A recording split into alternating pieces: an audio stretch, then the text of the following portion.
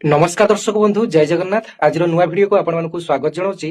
दर्शक बंधु ओडिशार जो भाई एवं भौणी माने सीयूईटी पीजी पई एप्लाई करथिले सेमानकर एग्जाम डेट टी आज पब्लिश होई सारिछि। तेबे ओडिशार जो भाई एवं भौणी माने चलित वर्ष पई सेंट्रल बीएड किंबा इंटीग्रेटेड बीएड पई एप्लाई करथिले किंबा जे कोनसी पीजी कोर्स पई एप्लाई करथिले सेमानकर एग्जाम डेट टी आसी जाइछि।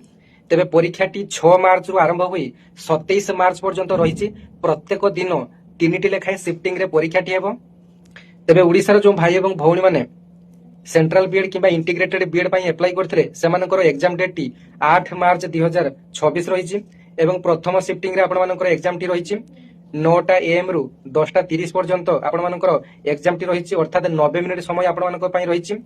75टी क्वेश्चन एथे आपण मानकर पई आसीबो एवं अन्यान्य पीजी सब्जेक्ट रो एग्जाम डेट टी आपण मानकर पीडीएफ टी जहार आवश्यक आपण माने मो टेलीग्राम चैनल रे जुड़ी हुई जिवे। टेलीग्राम चैनल रो नाम हेउची उड़ीसा जीडीएस दिव्य लेखि टेलीग्राम रे सर्च कर देले मो चैनल टी आसी जिवो। नचेत मो इंस्टाग्राम रो बायो को जिवे मोर टेलीग्राम चैनल टी अछि। आपण माने सेटु जाई मध्यम यार डिटेल्स पीडीएफ टी आपण माने पाई परिबे जे कोन तारिख रे कोन एग्जाम टी रहिছে एवं केते नंबर शिफ्टिंग रे आपण मानकर एग्जाम टी रहिছে।